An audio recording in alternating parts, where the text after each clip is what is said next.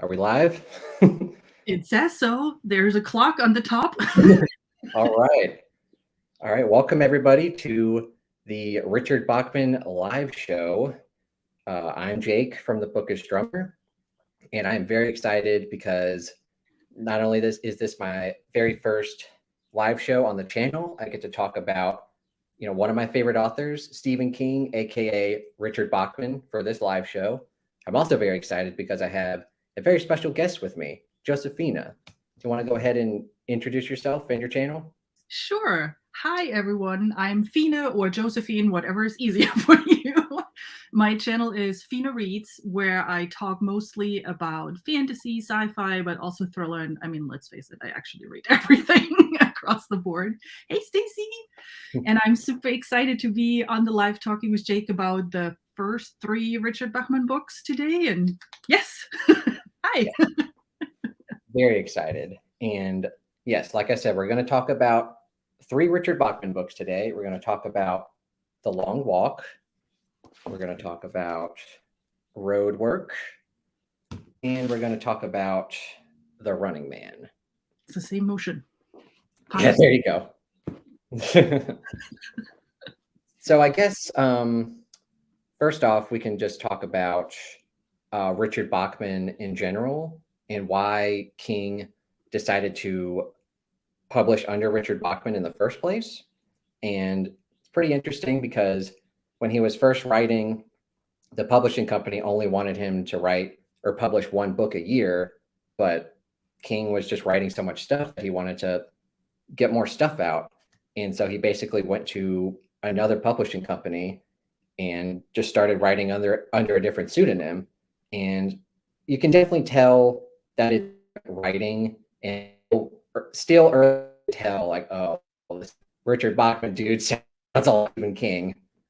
And yeah, so he was outed pretty early, and you can definitely tell that it's King, but it also has, Richard Bachman books have like a different feel to them. They're more bleak and more nihilistic, and I just want to get your thoughts on your reading experience with Richard Bachman, Josefina. Yeah, I didn't actually know that he created Richard Bachman because he wanted to publish more books. I find very interesting. What I thought was really interesting is he created a complete character with him. He gave him a wife, he gave him a life, that rhymes. He, like the whole thing, he created his death at the end of the day, and he stayed with that across the entire time. And I thought that is that is commitment right there to a character. And I'm a bit sad that it's actually only 7 books because there's some of my favorite Stephen King books. Well, there are still 2 that I haven't read yet, but all the 4 that I've read so far are some of my favorite. I don't know. I was thinking about this for a second. I was like, shit, I have no idea. No, but I really so I definitely agree with you. They're darker, they're bleaker. My copy of The Regulator actually has a blurb saying it's Stephen King without a conscience. This is so accurate. It definitely is. Yeah. Mm-hmm. And just as you were saying, there's only 7 Bachman books. His plan when he first started it was to just keep going with it, just to see how long he could do it. But he got outed pretty quickly, and by the time Thinner came out, it was old news by then. So he was just like, might as well just stick with the name. Yeah. Yeah, yes, he died. Exactly.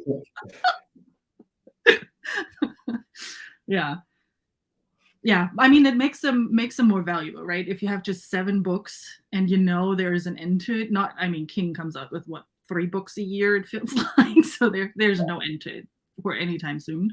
So it's kind of like it's a limited thing. Might be easier to get into King because they are very accessible from the length and just from the writing style. And you know how much you are getting into. But yeah, I would love more. I really like it. If you've read more of his books, you can definitely tell which books have that similar feeling, because Misery was originally supposed to be a Richard Bachman book, and that's very bleak and just it definitely has a Richard Bachman tone to it. And then further on, he wrote a book called Revival, which that ending is one of the most nihilistic endings I've ever read. So that one definitely felt like a Richard Bachman book to me. Gerald's Game a little bit too, I find. Yeah. So he's secretly sprinkled in some Bachman over the years. That might be the next one then, right? So as part 3 of our read along, all the books that have the Richard Bachman style, that would be something. Got to write that down. Hang on. All right. So for the first part here, we're just going to talk non-spoilery thoughts on the 3 books that we read. Like I said, The Long Walk, ROADWORK, and The Running Man. So why don't we go ahead and start off with The Long Walk. And there you go. Right. Different stick. And just a general, if you haven't read it before, for anyone watching, the book was originally published in 1979, but he actually wrote it when he was in college in the late 60s during like the Vietnam War. He was like 19 or 20 years old at the time. So this was his very first book that he wrote. And the general premise is pretty simple. It's dystopian.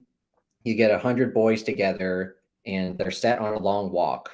And whoever is the last one standing, the last one still walking, they get a prize of like, I can't remember what the prize money is, but it's a large sum of money and whatever they want essentially. And the other 99 boys that are a part of it, if they don't make it, they're shot dead. So very, very bleak, like I said. Yeah. And it's very atmospheric is not quite the right word, but it's like the whole atmosphere, not just the person itself and the situation itself, but the whole atmosphere of the writing is bleak too. Like how everything gets started, and then as you learn more about the people who are walking, yeah, it's definitely not a fun world to live in. Yeah. Not at all. And the whole book, you're pretty much following one perspective of Ray Garrity. I think he's like 16 years old. You get his perspective throughout the whole book. So it is kind of set up to where like, you know, the guy is going to make it pretty far if he's like the main character.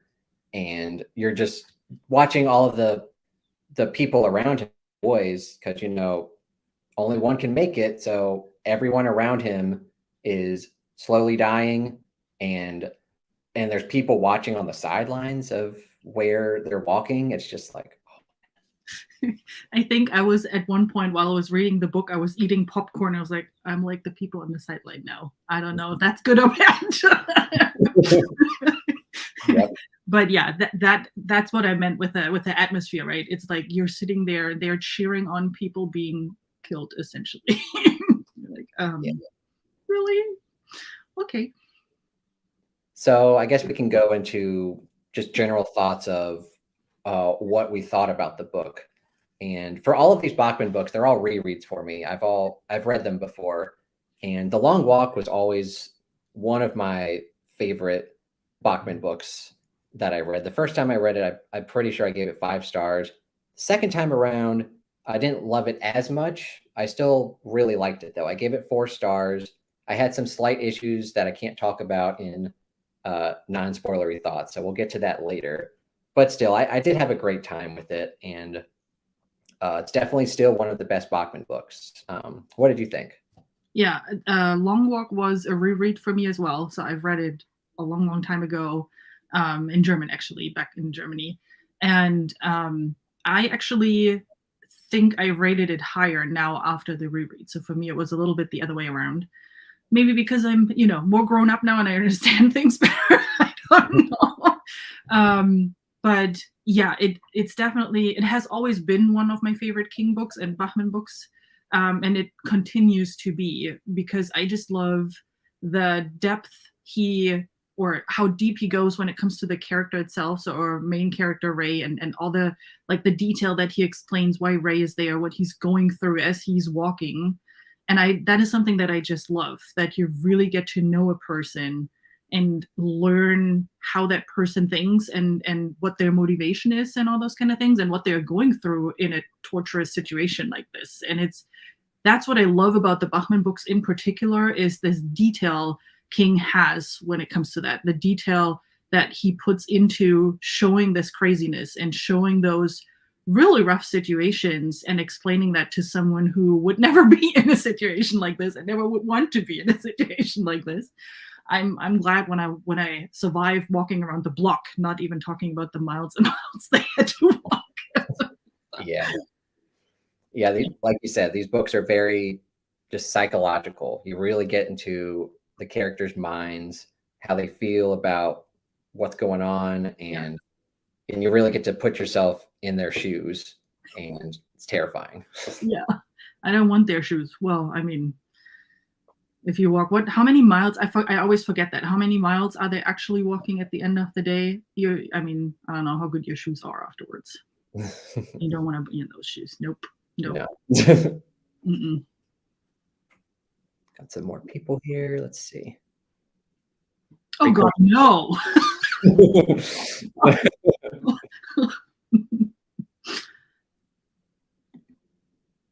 Yes, it definitely needs a movie adaptation. Yeah. I would be curious to see how they would pull that off, because again, right, it's not about them walking, it's about being in Ray's head and understanding where he's coming from and what's actually happening with him mile after mile after mile and how his thoughts change. So that would be really interesting to see as a movie adaptation. Yeah. I think there is one in the works, but there's always Stephen King movies in the works, so who knows? Yeah, that is very true. Don't want to. No.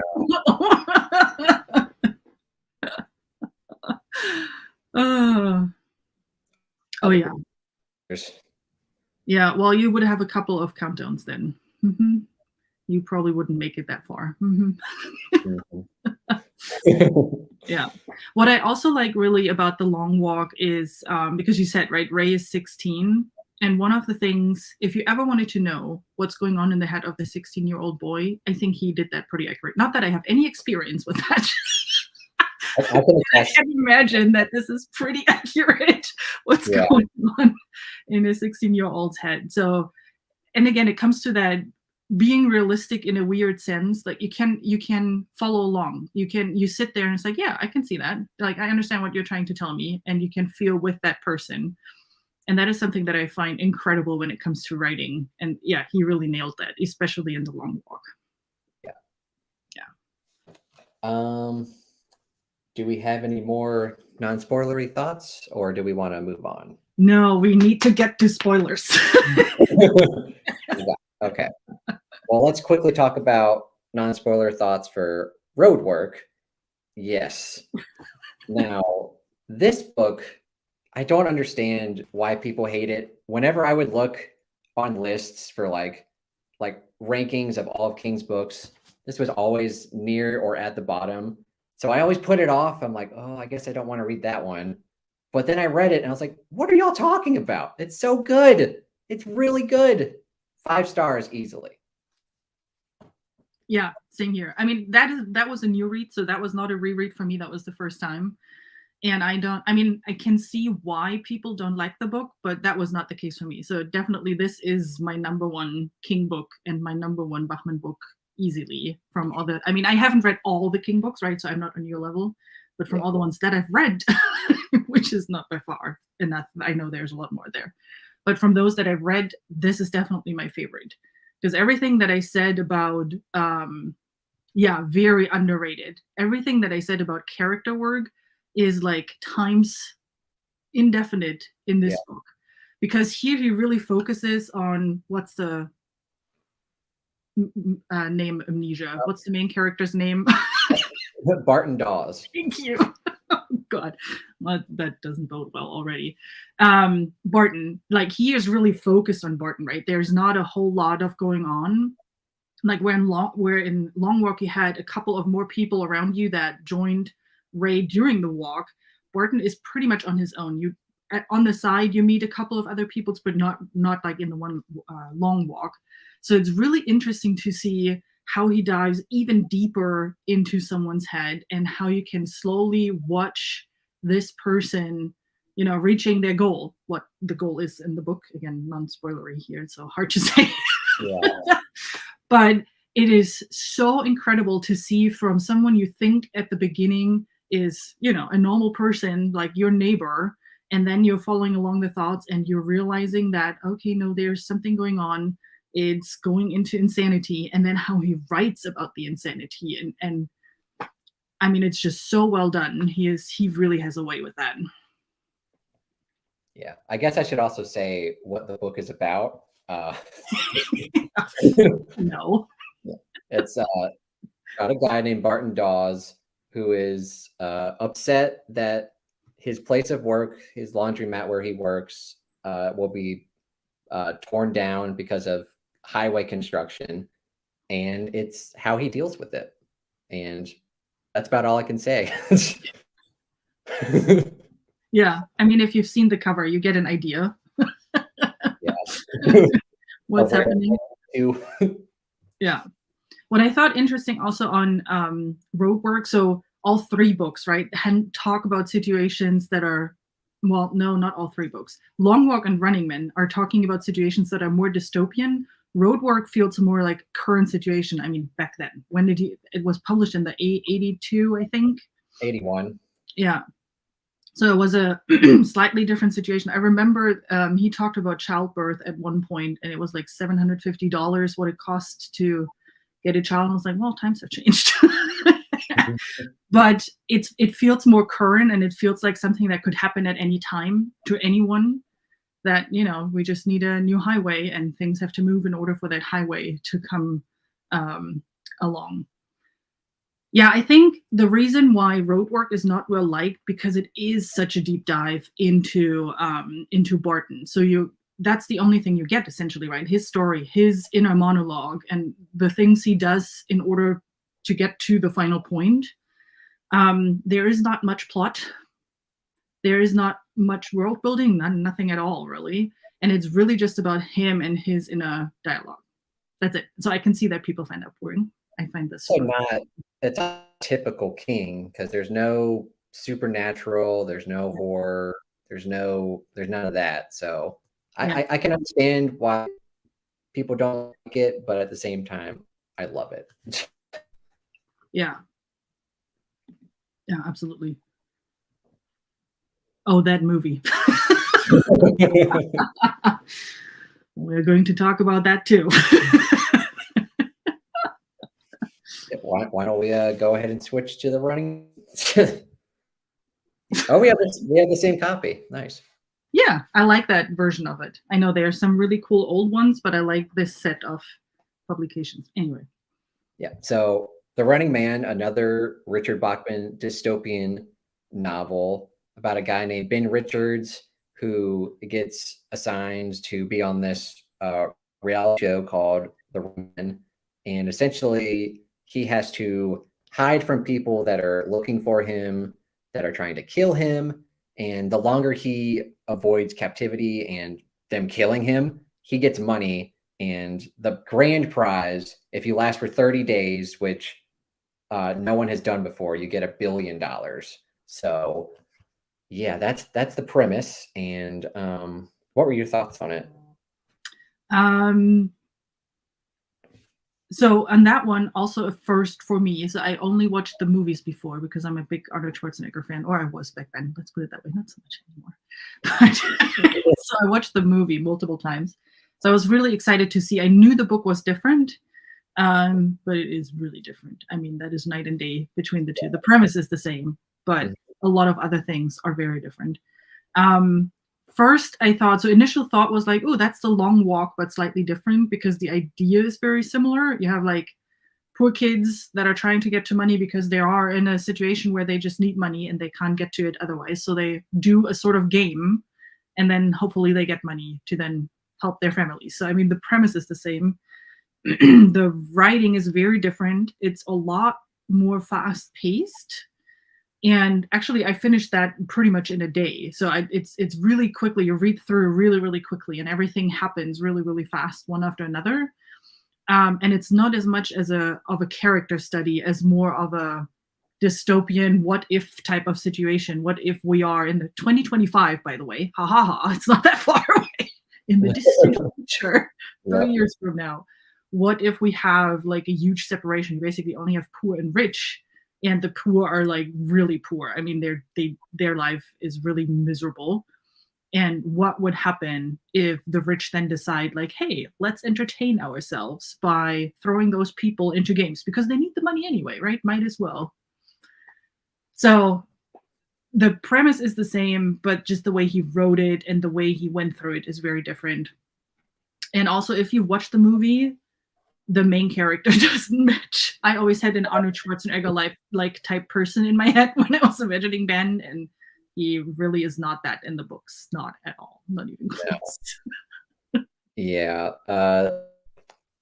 Like I said, I've reread all of these, so I've read The Running Man before. This time around, I did enjoy it, but overall, it was way more depressing the second time. Just reading how miserable these people's lives are, and like their living conditions, and the fact that they have to go through this, or go through these kind of games to just get some money. It was very depressing. And you are right that it is written very differently than normal King books. It's very short, like the Bachman books usually are, but it's 100 chapters, and it's very quick, very plot focused. Not a lot of deep character analysis like in ROADWORK or even a little bit in The Long Walk. It's just go, go, go, which typically King doesn't write that. He likes to sit and marinate with his characters and dive deep into their psyche and really get in with their emotions. And it's not really what you get with this book. No, that is very true. Although the beginning starts out a little bit like that. So what I really liked in the first, I don't know, maybe quarter, probably a bit less, like basically when he prepares for those games, the way he is moved through that studio essentially to prepare him for the games, there is some of that there. But then afterwards, the moment the game starts, it's just plot and moving forward and whatnot. And yeah, I mean, still not bad. It's definitely out of the three that we're talking about today, my least favorite. I think I still gave it 4 stars because I still like the writing. There are just so many things, like quotes that you can pull out of the books, and just the way he phrases sentences and the way he creates atmosphere is still amazing. But yeah, it's definitely the weakest one out of the 3. That is so funny that you say that, Stacey. Because we talked about that while we were still waiting for the live to go. Life. Out of all the Bachman books, it's the most Stacey-like book there is. It's definitely plot heavy. You'll probably like it. Mick Fleetwood is in the movie. Oh, who is he? Who does he play? Do you know that by any chance, BC? He's the drummer for Mac. No, I mean, who is he playing in the movie? Oh, I was about to say it. It's his name is in the title. Duh. I have no idea. I haven't seen the movie in probably over 10 years. Well, we have a weekend in front of us. That might be something. I'll have to try to pick him out, but yeah, I have no idea. D Zappa. Interesting. That movie is also a bit older. I would have to look it up, but I think the movie was also in the 80s, right? Wait, when was the book? When did the book come out? 82. Yeah, wasn't the movie shortly after? I think it was like mid 80s. Yeah, because it was in Schwarzenegger's prime time. So that must have been mid 80s. Hi, Sharon. Hey, Sharon. He's in the underground movement. Okay. Character's name is Mick, I believe. Gotcha. Okay. Yeah, then we have to take a look at that. Okay, yep. Everyone say hi to Sharon. He's in the movement. Okay. Yeah, we'll have to keep an eye on it. It's definitely my Saturday night entertainment, watching the movie, because I really wanted to do that, reading the book and then watching the movie again, although I have done it multiple times.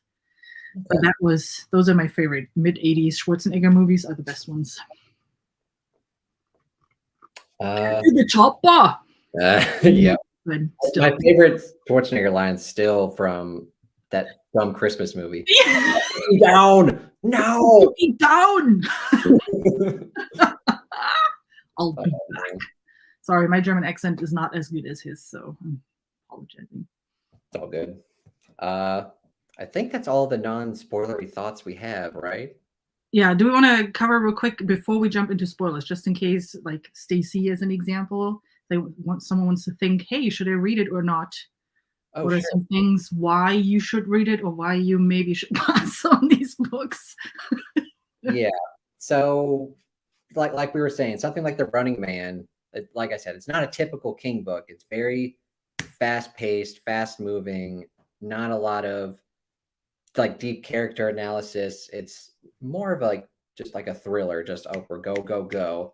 So if you're into that, you might like it. And something like ROADWORK is like the opposite. It's the exact opposite, where it's all character and no plot. So if you're really like diving deep into a character's psychology, learning what makes them tick, and just getting all of that, then I would say that's probably a good one for you. And then in general, if you just want like a good dystopian, like The Hunger Games before Hunger Games was a thing, The Long Walk, definitely. Yeah. Yeah. The reason I would say why you might not want to read it, though, is if you do not want to be in a 16-year-old boy's head, then don't read Long Walk, because it gets a little bit, 16-year-old every now and then. Also, I think Running Man has some a bit more gory scenes at the end, but I mean, it's not too bad. But if you can't deal with gore, you don't want that description in your life.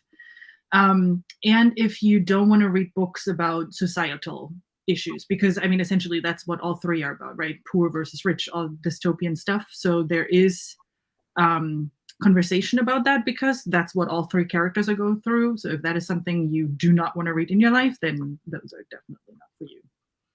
I would agree to that. Why do you think every King adaptation, the endings are almost always different than the books? It's a good question. Well, in Running Man, I can tell you why. Yeah. That is a good point, though. They sometimes change the endings a lot, so that is a good point. Yes, you do. Yeah. All right. So, do we want to jump into spoilers now? Yes, let's do this. All right. Spoilers. All right. So, I guess we'll go ahead and start with The Long Walk. Yeah. Although my stick is now all the way the other way around. Hang on. I need to resort here. Yes.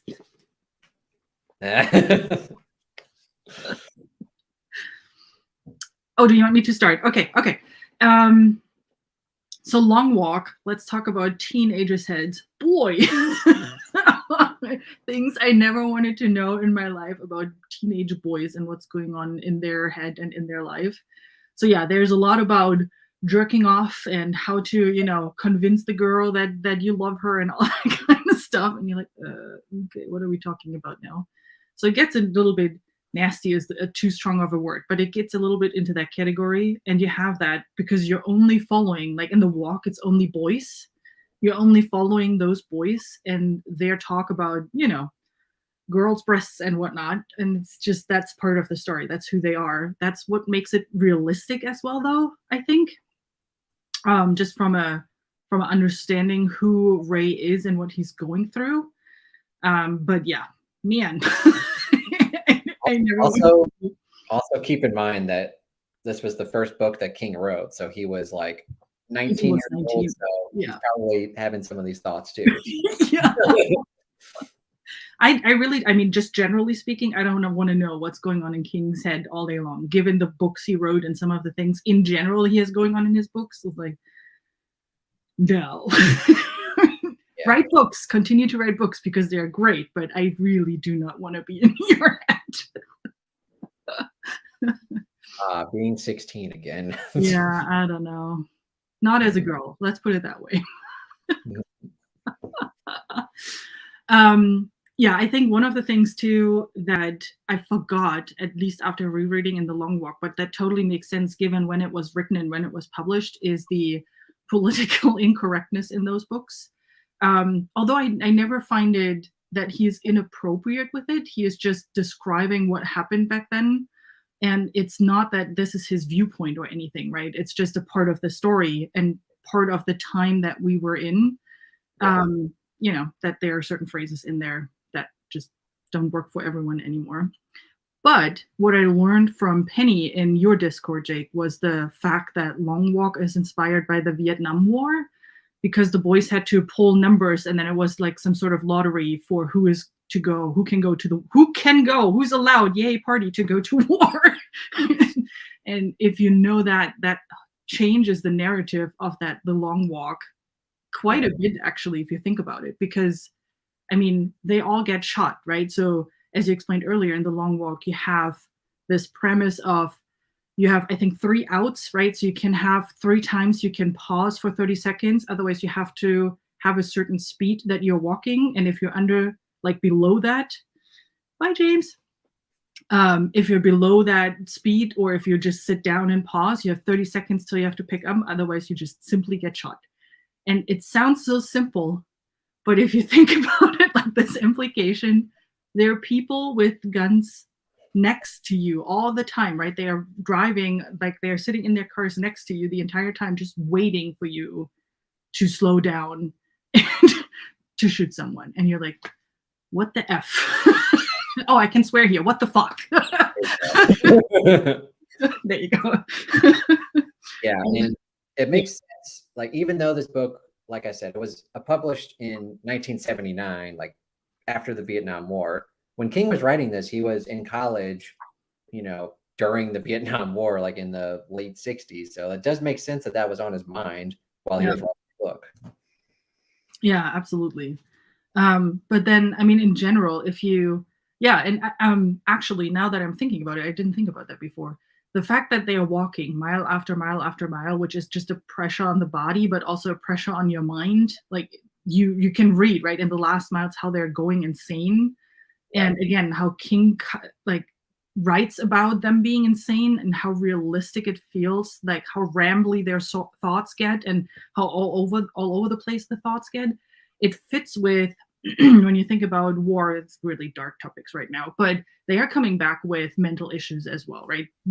Killing people, seeing how people are killed. So it's really interesting now that we talk about it to see those similarities in that book, and getting a glimpse into what's actually happening in someone's mind in a situation like that.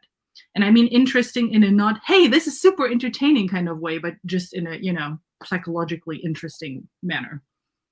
Yeah. That would be weird otherwise.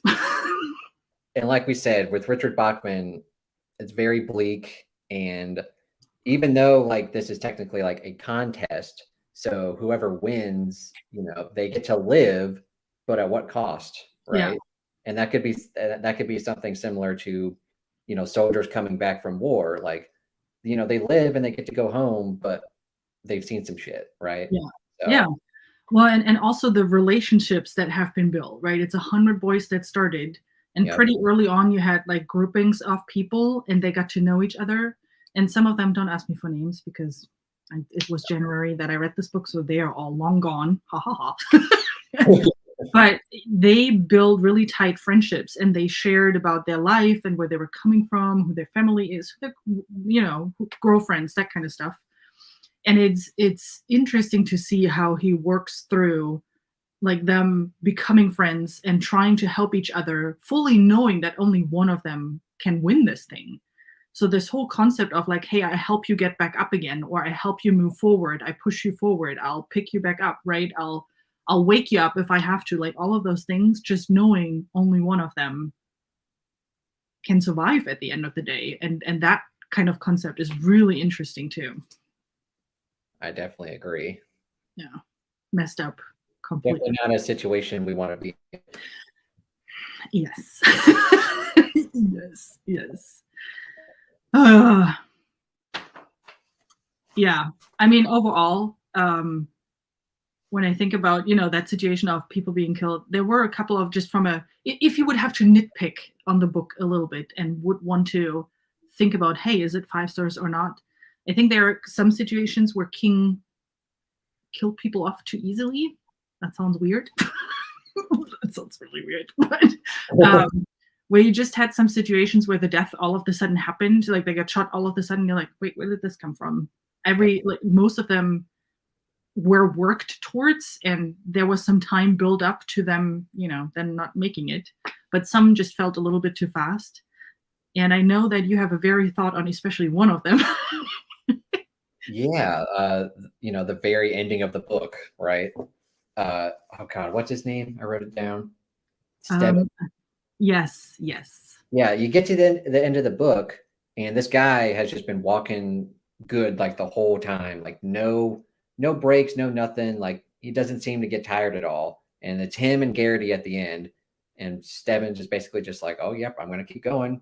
And they're like right at the end, and then boom, like he collapses. And you're like, "What?" he was doing so good, and then he just dies.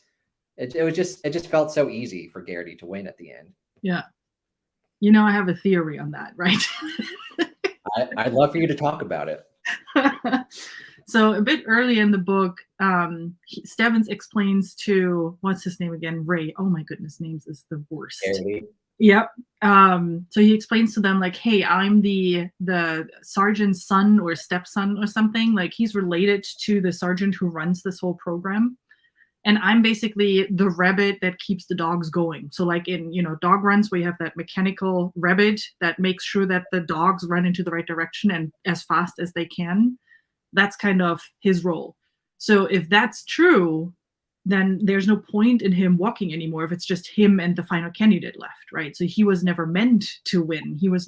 His whole point was to make sure that the boys continue to move forward and that there is someone that keeps them going and a mile longer and a mile longer. So when the third boy, I should remember that name at least, but I don't do either. So when the third last boy passes away, Passes away. then there's no point for him anymore to move forward. So, he just drops at that point shortly after, because why should he continue to suffer himself? Yeah. So Ray can win in that case. That's my theory, at least. And that's the reason, if that theory is true, it's definitely a 5-star rate. I mean, it makes sense like on a metaphorical sense, but not like in a literal sense. Like, No. why would he want to do that? It's a messed up society, right? I mean, if you go really deep down into the darkness, if the sergeant basically picks his kids to say, you are the one that has to make sure those boys run, I don't know.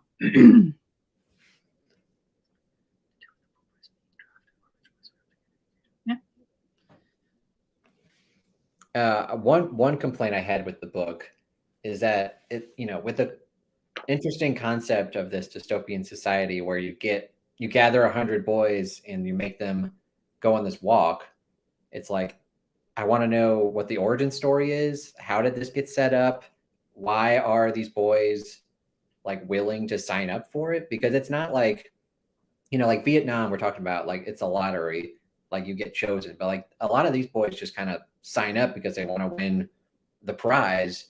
And it's just like, I want to know the origin. I want to know why this happened.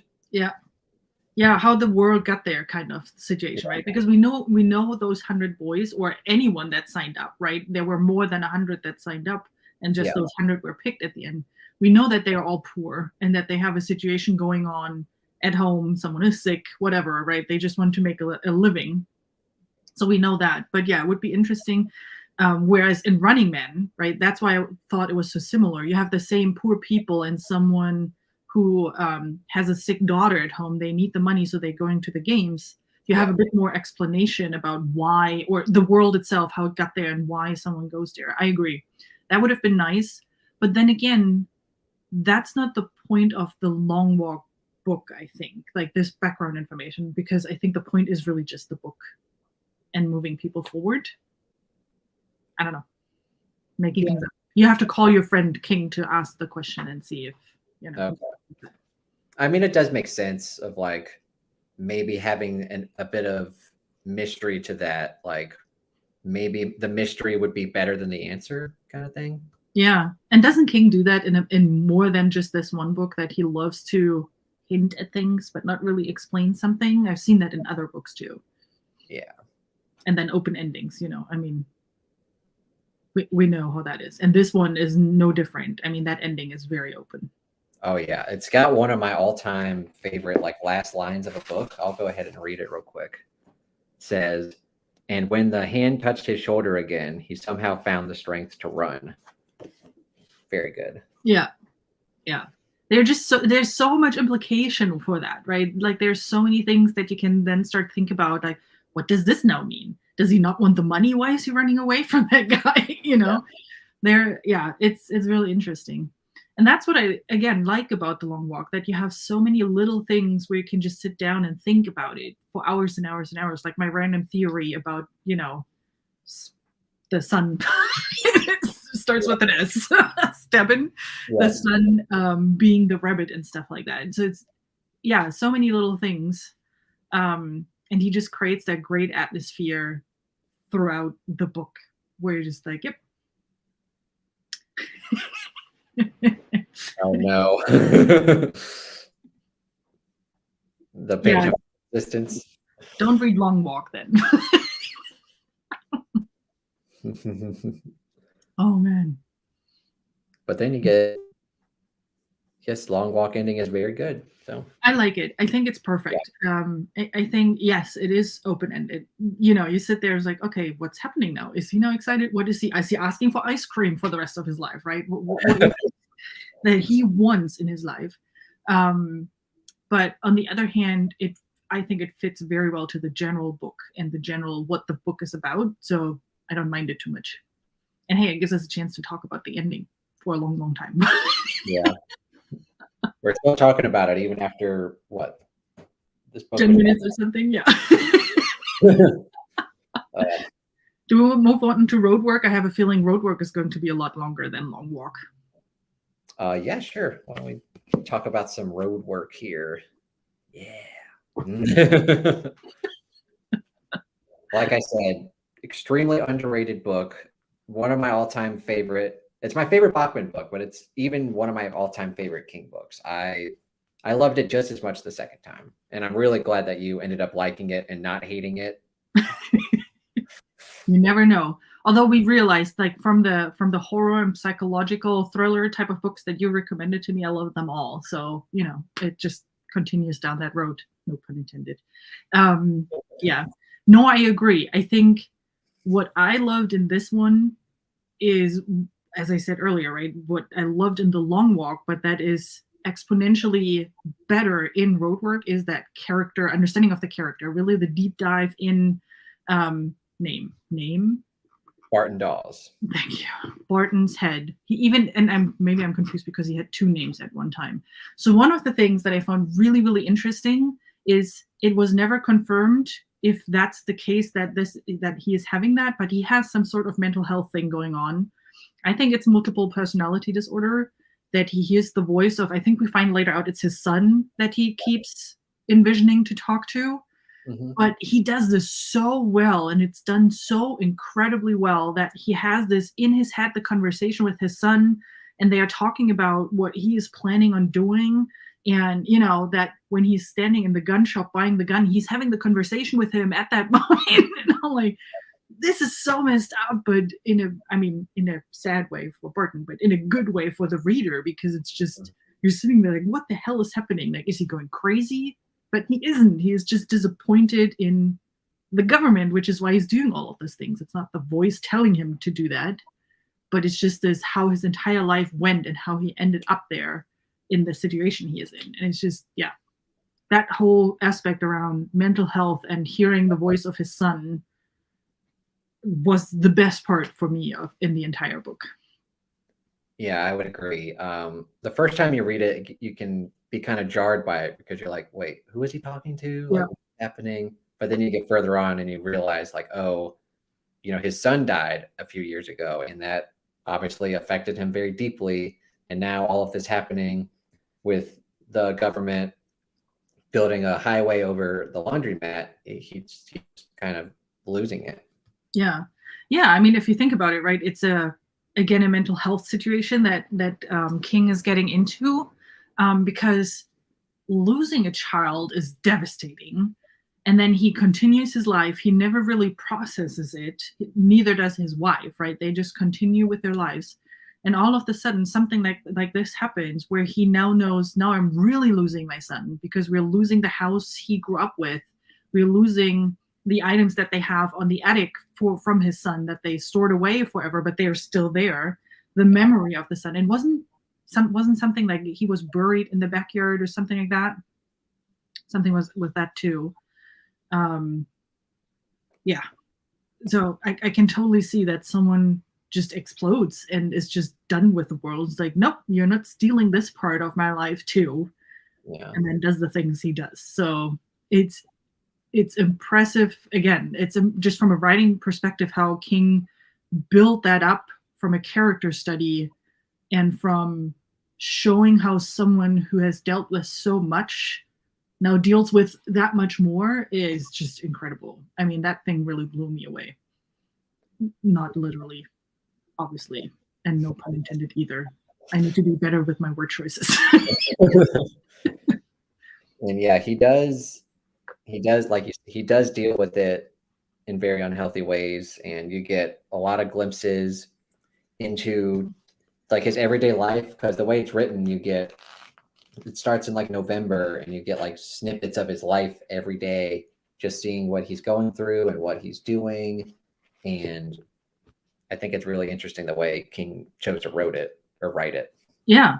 And I mean, even from the little plot that we have, right? That, well, yeah, I have a wife, I have a job, I'm really accomplished in the job that I have in the laundromat.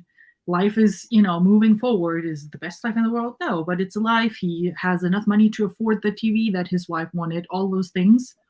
To then see him pivot towards oh, I'm just barricading myself in the house and I'm shooting everyone that is coming at my house and I'm killing, I'm shooting at the police officers and everything. It's like that journey of, okay, I'm buying a gun now, and then I'm hiding the gun, and then I'm going to that mob boss to get some, dynamite, whatever. And then it's like, what the hell is going on here? Yeah, that was pretty impressive. Yeah, I loved all the stuff with him going to the mob guy and trying to get the dynamite. And then I thought all that was great. Yeah. And the conversation that even the mob guy is like, are you all right? Like, what? Why would I sell you this stuff? He's trying to, move on with your life, dude. It's not worth it. But no. Mm-mm. Yeah, it's bad when the mob guy has to tell you, like, calm down. Something is seriously wrong. Yeah, I really like that character too. Like just the way he was as a person. And it was just a short glimpse, right? It's not that we got like a deep dive into that mobster. But I really liked him as a character, like a mobster with a conscience. Yeah. That was pretty good. Yeah.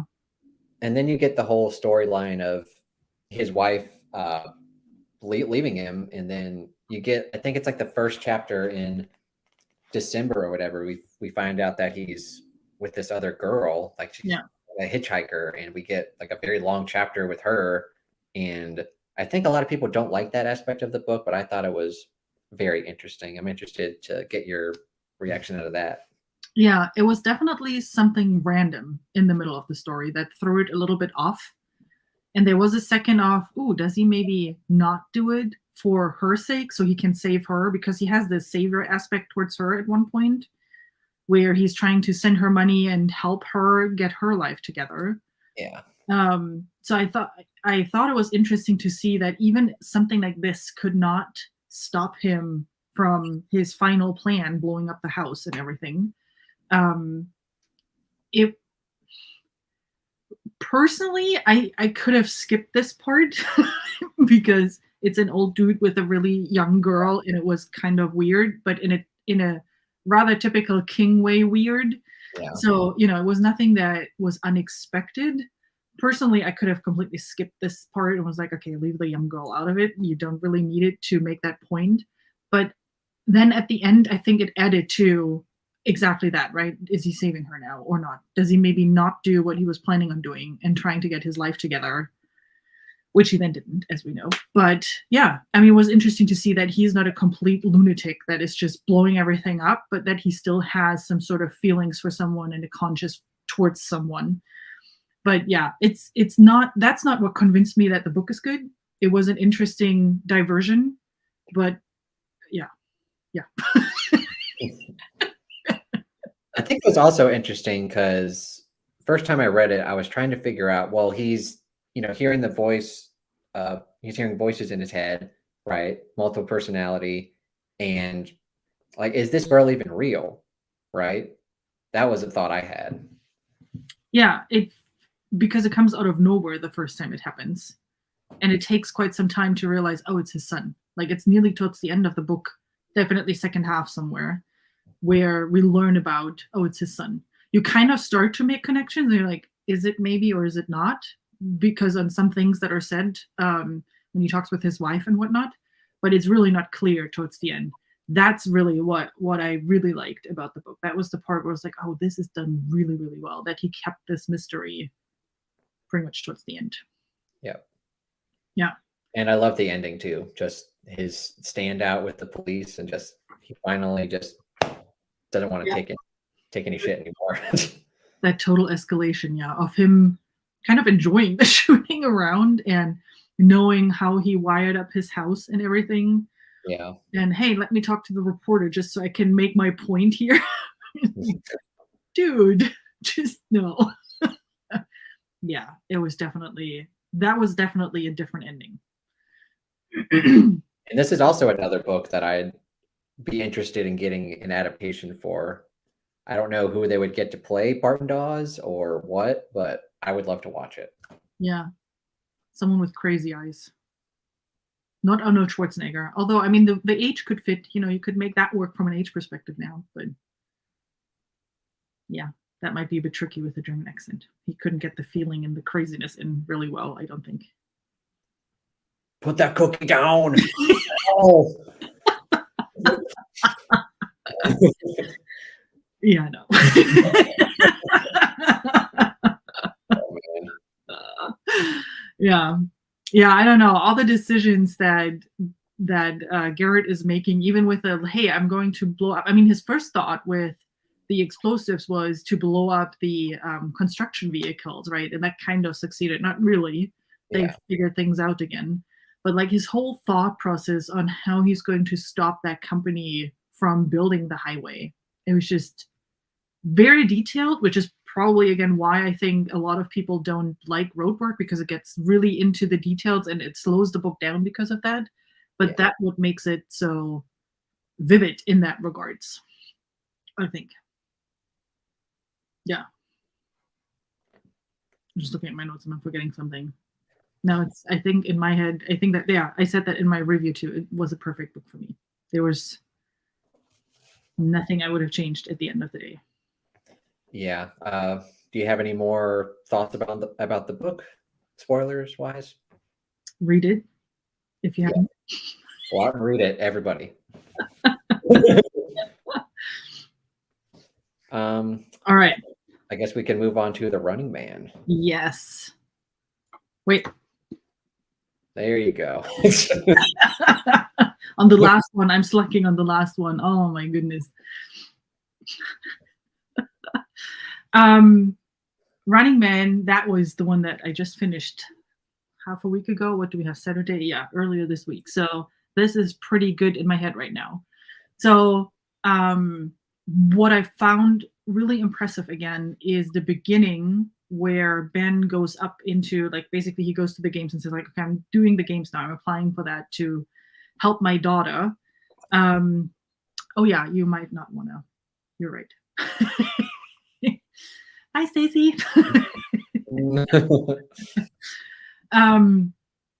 So when he decides, okay, I'm doing the games, there's just nothing else I can do anymore. And the moment he enters the studio and is basically moved through that long line of testing to make sure he's fit for one of the games, it is like, I even felt dehumanized afterwards. With every level that he went through, something was taken away from him. And even I felt that at the end of the day, you were just like a random man with a number. And it was so well done. I don't know if that was an intention or what, but that's something I definitely felt like with every level. Your clothes are taken, your memories are taken, you have to bend over, a finger is stuck up your ass, and that's now, dignity is now taken as well, and all of these kind of things. And it's just, the moment you're on your top level to the decision which game you're now on, you as a person are gone. You're just now something for TV, something for entertainment. And that was the part that I really liked the most about Running Man. And that's when afterwards, essentially right when the fast-paced plot started and his running away from the police and the hunters and whatnot. Mm-hmm. I think I would agree with you. Like the first chunk of the book where we're getting like his backstory of like why he wants to sign up at all because of his daughter who's very sick. He wants to be able to just get medical supplies and medical treatment for him. Yeah. And just him. And yeah, I liked that book. I liked that part of the book. And then once we got to the craziness, like it was fun, but it's not what I really look forward to in like King books. Yeah. No, I mean, it was not bad. Agreed. It was not a bad book. The story was still good. The description and the writing was still amazing. But yeah, you're right. Actually, that's a really good way of saying that. It's not something that you pick up when you want to read King. Yeah. I don't know if that makes any sense at all. But yeah, absolutely. And it's, I don't know, this is probably one of the more unrealistic books in the sense of being able to relate to what's happening or to understand what's happening. Whereas with Long Walk and ROADWORK, not that you want to understand any of it, but you're like, yeah, I can follow along. I understand why the people are doing what they're doing. In Running Man, like especially the heist part, not so much. It was more the running away. Like some of the decisions he made while he was running away, I don't know how realistic they are. The last scene when he's at the airport and they're like, no, you don't have a bomb. Yeah, I do have a bomb. Like just shoot him. Why don't you it doesn't matter, right? I mean, if you don't want him to get on the plane, you find a way to shoot him and keep that bomb safe. So it just felt a little bit far stretched. A little bit. Yeah, kind of. The ending of this book is just bonkers. Yeah, I mean, yes, absolutely. And also that the woman that he kidnapped, that he just played along at one point, that she decided, yeah, okay, I tell them that you have a bomb. I'm lying to them. Like I didn't quite understand her motivation in that whole part. Yeah. So yeah, it was still entertaining. I mean, it was a fast-paced book. I mean, hence the title Running, right? Maybe that was a correlation there. I don't know. It's funny enough too. I was reading this when I was on my trip to go visit my brother in Houston. So I actually read this on a plane. So that was fun. Oops. Yeah, no. That timing though. Yeah. Yeah, that's not fun.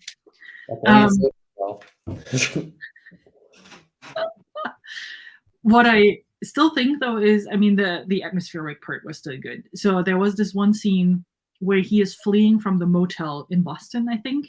Yeah. And he's going through the air conditioning pipe while he's blowing up the furnace in the motel. And that short paragraph where he is trying to wiggle his way through that air conditioning pipe and around the corner, like they say it's a 90 degrees thing, and he is going around the corner and it's all tight and slimy. I was thinking like, no. I'm so claustrophobic in that moment. Yeah. So from that perspective, it is still good. Like he still can create those pieces where you can feel along with the character, even though you really don't want to. No. And the end scene where the intestines fall out and he is going towards the plane towards the cockpit to but then his intestines are behind him and he gets stuck on a person somehow and it tries to entangle it. Like that description, it's like, whoa, nope. Nope. That's the King I know and love. Yeah, nothing I need in my life. Yeah. Probably the ending of the book is, well, I guess the beginning of the book is my favorite, but I still love the ending of like when he just crashes the plane in the building. It's just like done. Yeah. Let's see. That's a good question. Well, I mean, I think there are different reasons. So, I mean, obviously the whole premise is different, right? They started, the game piece is very different to the book. In the book, you have to run away from hunters. Whereas in the movie, they made it more into really a game. It's not just the hunting piece, but it's also you have different things that you need to accomplish. Like at one point, he gets into this fighting ring and he has to kill that one really heavy dude that is standing in the cage there in order to move along. Like they have more, it's more a game aspect in that regards. show effect, I would assume, because in the book he's literally just running away. There's nothing except for the explosion of the motel, and then later the explosion of the plane into the tower. Yeah. There's nothing that is really action packed because he sits around a lot and is just waiting for things to happen. Whereas the movie is really more an action movie, and you have all of these action scenes in the middle of it that the book doesn't have. And then it was probably more, again, it was mid-'80s, so the bleakness of he's just giving up and flying the plane into the skyscraper is just a very bleak, not really hopeful ending, and they completely turned that around, right? I mean, in the movie, he walks away and is the lucky winner, and he kills the evil person as well, but he survives that piece, which is much more hopeful, and that was what the mid-'80s movies were. So I assume that's at least why they turned not some things, pretty much everything around. They went in a more Hollywood direction than what King would want, right? Yeah. So. Yeah, no, absolutely. I mean, his books are not hopeful, right? The Bachman books are not meant to be hopeful at all. They're there to show the bleakness of the world and the gray world we're living in. And the Running Man movie is really not that. It's more, action, entertainment, explosions, special effects. Still good. It's still good. Don't get me wrong. I really like this movie. I like the costumes that they are wearing, like the onesie that they're all wearing. I think they're amazing. And I just like the pure ridiculousness of those movies. Yeah. Good time. Yeah, but it's good. It's good. What's in the movie? That's one thing I don't remember. Well, I'll see you later today. But in the movies, was his wife and kid also sick? I don't remember anymore how he got into the games, how that started. I haven't seen that movie in at least over 10 years, so I have no idea. No. Well, we can talk about that next time.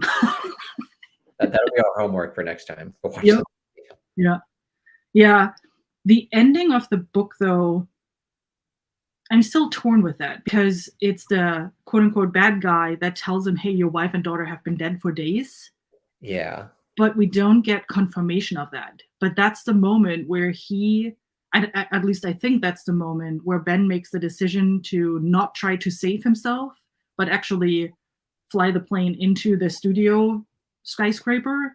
Yeah. That's the only thing where I'm like, that might have been a bit too hot-headed there. It doesn't necessarily fit the character of Ben the way we met him before. So that makes sense. And when that happened, when you're reading it, I was convinced that he was lying anyway. Like, are they dead, or I don't know. Yeah, because why wouldn't you tell him that to devastate him further, right? Why wouldn't you tell him, like, give up, it's done anyway, and then save your own soul? Yeah, that was a bit weird. Also, there was this short scene where that younger guy is helping Ben to escape out of Boston, I think somewhere else. Doesn't he also have a sick sister or something? We didn't hear anything about them anymore. That was I would have loved to know what happened with them and if they survived, if they got any money from what Ben earned or something. Yeah. It's not even that much money that they earn for, it's like $100 every hour, I think, that they survive. Well, so. Different times. They are worth more now. Well, this book takes place in 2025 though, right? So. Well, yeah, but it was written back then when money was different, right? I would assume that King assumed that the value of money doesn't change over the years, which we all know it did. So that's very true. Yeah. Yeah, but you're right. They didn't say anything about, although they had, there were different scenes of, hey, I paid this much money to get a ticket for the train or for a hotel room, and they were not too high, the prices. I think $100, those $100 are actually more, like you would get more money today. Okay. Is that the right way around? I think so. Makes sense in my head. Not sure. Well, the book takes place in 2025. In 3 years, this is what we have to look forward to, right? So. Yeah, we better get our shit together, I guess. Learn how to run away from hunters. Got it. Yeah. Well, we have 3 more years that we can enjoy. See it from a positive manner. I don't know. And by the way, I always find it funny when, you know, you have those movies from the mid 80s and they are playing in 2020 something or 2010 something. And then you are at that time and you're like, huh, not quite, huh? Was it Back to the Future? Back to the Future 2. Yeah. Yep. That part. I actually remember because I was in Universal Studios next to the DeLorean on that day. But was it Universal Studios? It doesn't matter. I have a picture of me in front of the DeLorean. That's all that matters. And generally, like those movies when that day then comes or that year then comes, and you're like, that's not at all. We don't have flying anything. No. Back to the Future 2, it was like, oh, we'll have flying cars and like hovering skateboards. You're like, we don't got any of that. It's not a, yeah. So the way people imagined in the 17 and 80s, it doesn't look like it. But yeah, I mean, some things, you know, we already have, but dystopian stuff that we already have. Yeah, some things are there, but I guess that's just, you know, how society moves on and stuff. Yeah. Yeah. Although I never want to have that Hunger Games type stuff going on. That's no, not in my lifetime, please. No, thank you. Whatever you want to do afterwards once I'm dead, that's okay, but not while I'm living, please. All right. So, did we have any more spoilery thoughts about The Running Man or any other Richard Bachman book that, do we have any more thoughts? I'm just looking at my notes. Oh, there was one quote that I liked in The Running Man. It's somewhere first third. If I'd had a gun, I would have burned him where he stood. It was, I think, when he got introduced to, hey, you were in the big game, and he was talking to Kieran. No, that was not his name, but that Ober boss guy. Yeah. He was talking to them. So yeah, there are some really good quotes in all 3 of those books. Wait, let me look. I wrote some up just real quick on those. And Yeah. on a good note. Really good. So, the Long Walk that was really good. Yeah, there's early on. There's forlornness struck him, and he was only a 16-year-old boy again, alone in a strange place. Hey, Andrew. Andrew. No worries. We're it's all good. You can always watch the recording. You probably didn't even read these books anyway, Andrew. No, that's true. He won't have time anymore with the kid coming. Yeah. Yeah, but that quote at the very beginning of Long Walk, I think, is the perfect quote for explaining what the atmosphere is in Long Walk. And then later on, there was one: a mule without a carrot gets exhausted. A mule with a carrot spends a long time being tired. And I was like, oh yeah, that is so true. I love that quote. Yeah, that is so true. And that is something where you can apply it to so many things. And it's just so realistic to everything he basically implied in the book, right? Okay, Andrew. I'll let you have to read The Long Walk. We will not spoil it. And in ROADWORK, I didn't have a quote, but in Running Man, yeah, if I had a gun, there is one: there was no base of communication with these beautiful chosen ones. I thought it was also an interesting quote. Yep. I could go on, but this is not a reading show. I need to start writing down quotes because I always, especially when I'm reading King, he always has like a bunch of good quotes and I always forget them. So I need to start writing them down. Yeah. Sometimes you're so deep into the book that you don't want to get out though and write it down. Then you get completely ripped out of the story. But yeah. Yeah. I'm looking forward to the next 3 though. I mean, let's face it, those 3 are amazing books. And I think all 3 of them, even Running Man, I mean, I gave it 4 stars, so it was not a bad book by any means, just in comparison. Like those 3 books are definitely very high on my favorite books of all times list because they're just incredible character works. Really, that's the reason why I read those. So I'm excited to read the other 3. Well, Thinner is a reread for me. Thinner I've read before. But Regulators and Blaze, I'm really excited about those. Yep, I've got all of them right here to show off. Wait. I'm prepared too. Not as prepared. Hey. There you go. Wait, which one's the next? Regulators. I have a different copy now. Oh, nice. I like this copy a lot. And I have the Desperation one that fits right next to it. Yeah. I don't know. I hope I get to both in May. We'll see. Yeah. Have you read Desperation before? No. I'm excited. That'll be fun for you to read them both back to back if you have time. Yeah. And it is Regulators and then Desperation, right? That's the order that people recommend, isn't it? No, I think most people enjoy Desperation more. So I think technically you're supposed to one, but I like Regulators more. So okay. You do. Well, then we know what I will like more.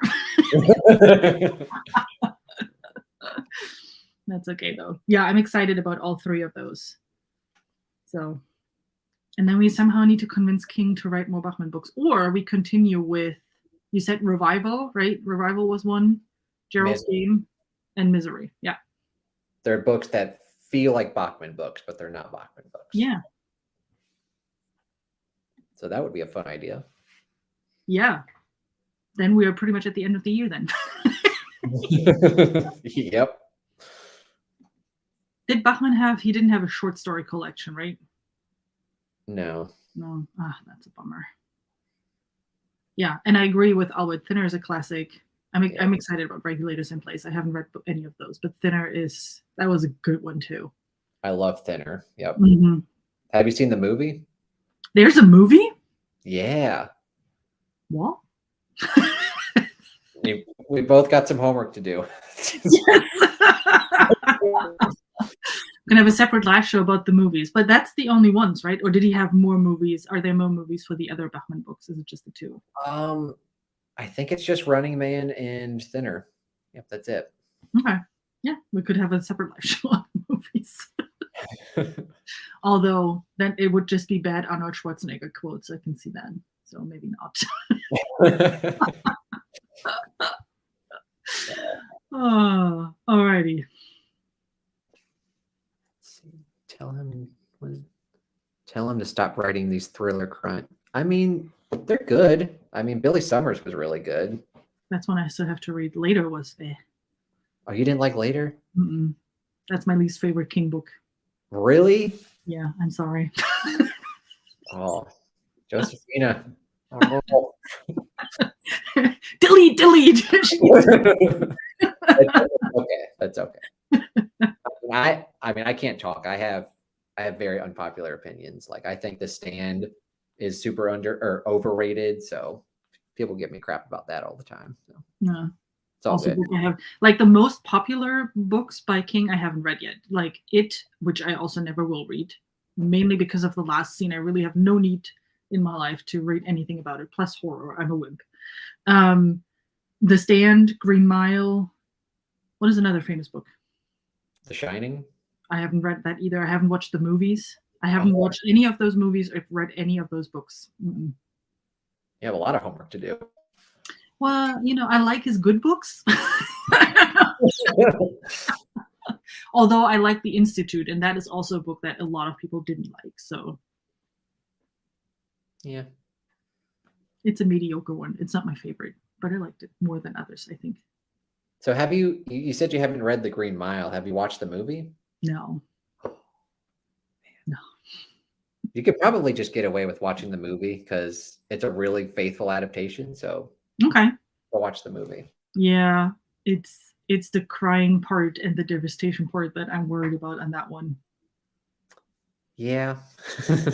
Definitely need a box of tissues. I mean, I have not watched it, but that's what I keep hearing. Like, you need a box of tissues next to it. It's definitely sad. Yep. Yeah, and I know the main actor is a really good one, so I can see that being. Yep. Yeah. No, my next big project has to be Dark Tower. Oh, yes. Yeah, and they either are already on my front porch or they arrive pretty soon today. So that's awesome. Not that I'm going to read them starting today. That's not the case, but eventually. Did you get like the box set of them? Yeah. Nice. So the covers look good. So the books have to be good, right? That's the logic. This is how that works. I guess. I don't know. I think it'll be fun for you to try Dark Tower since, you don't want to read anything too scary like It or whatever. But The Dark Tower is more of a mishmash of all the genres. Like it's got a little bit of horror, but it's also Western, sci-fi, fantasy. It's all of them combined. Yeah. And that's what I think I'm interested in. And then crazy characters and stuff like that. So Oh yeah. that's why I think I would like that. The other, it's not really a series, but the other books that I started reading way back when, and I definitely would have to start reading, is like Salem's Lot and the things that play in this. I always forget what the town in Maine is called. Castle Rock. Yes, like all the books that play in there. Is it Needful Things? Is I think one of them, right? Mm-hmm. Get names, but yeah, like these. It's not a series, right? But all the books that play in them, I would love to, because it's more. That is also more fantasy, supernatural elements, like that direction, I think, rather than straight up horror, I guess. Yeah. You could read my all-time favorite King book, which is The Dead Zone. That's not a horror book. Duma Key is one that I want to read too, based on the description. I'm reading that this month. I know, but I already have so many big chunkers. I'm at 5,000 pages for April, and my average is 3,000, so I already don't know how to get my April TBR done. I saw that and was like, darn it. Oh. But, yeah. It's all good. Yeah. Sharon has a question. My favorite at the moment is ROADWORK. Oh, there we go. My favorite Bachman book, ROADWORK. Yeah, that's my favorite so far too, of the rereads. Yeah.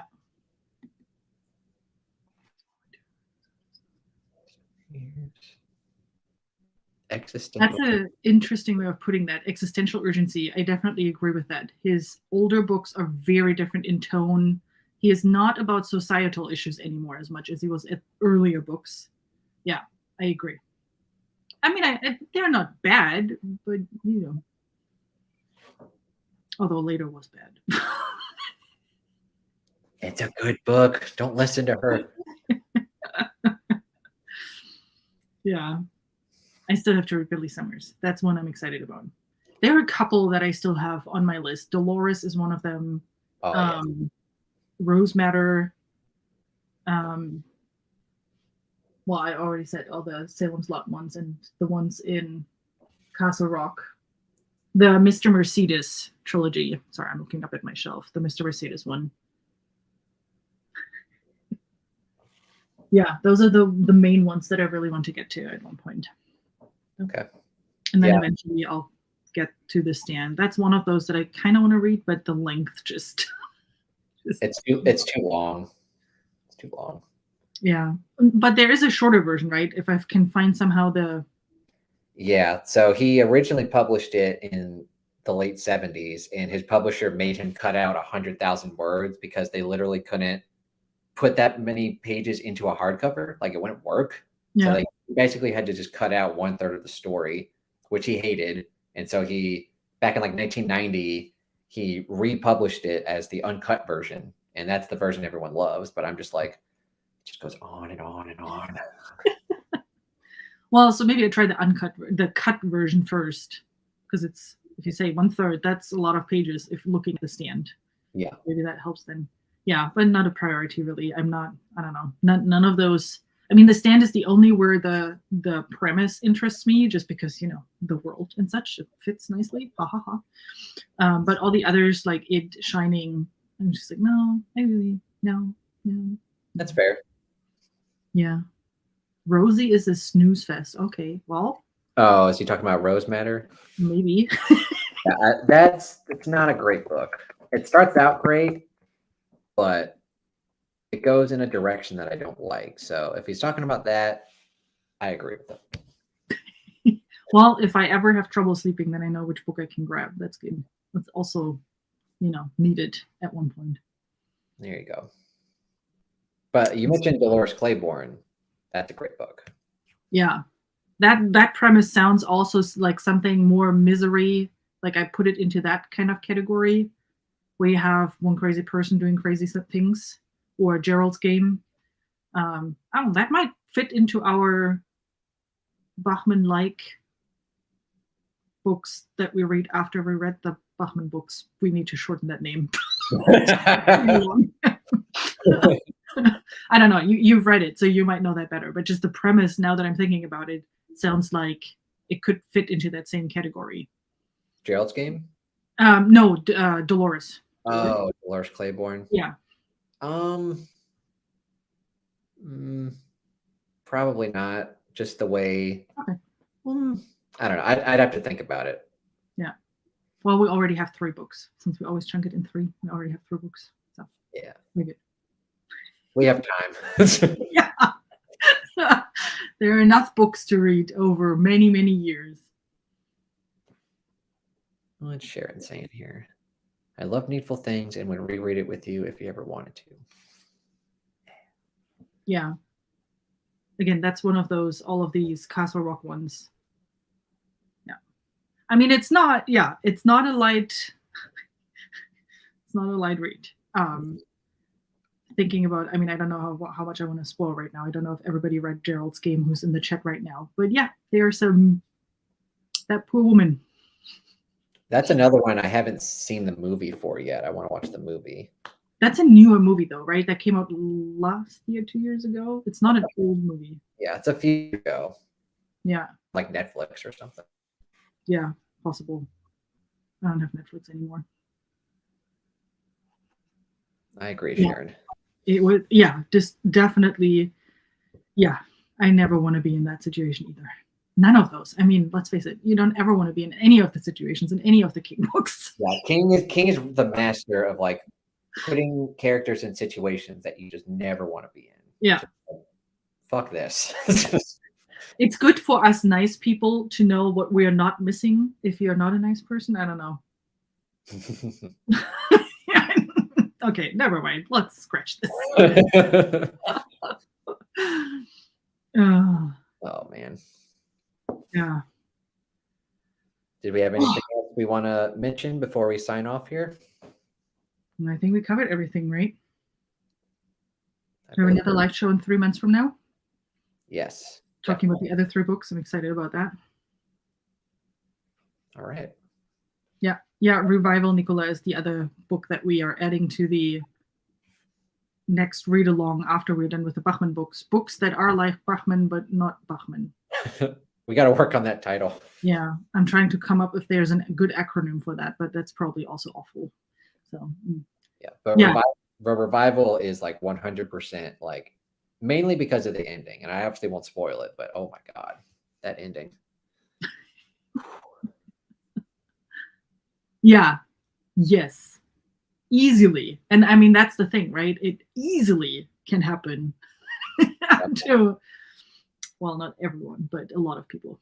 A lot of his books that are like supernatural, they're not super scary because I know like they would never happen. Like Pennywise, like it's not real, but like something like Gerald's Game or like Cujo, where you get like locked in a car and there's a Saint Bernard trying to kill you, like that could happen. Yeah. Yeah. Yeah. Yeah, Sharon, Revival in, well, it would be, wait, we're done in June, so it would be July, August, September would be Revival, Gerald's Game, and Misery. Awesome. In not necessarily in that order. We'll figure that out. We'd probably do it in publication order. Yeah. So like Misery, Gerald's Game, Revival. Okay. So September, Sharon. Oh. Well, thank you for joining me for my very first live show on my channel. Yay, thank you for having me. I'm still a little bit honored that I was the first one live on your channel. That has me happy. Yep, it was great. Yeah, definitely. A lot of fun talking with you. I cannot wait for the next one and talking about the other 3 Bachman books. That was great. All right. So I don't know how to sign off on this. I've never done it. There's a button in the top right that says end show or something. Oh, okay. A big red button, and you press it once, and then it says, do you really want to? And you say, yes, please. Thanks, everyone, for joining. Bye.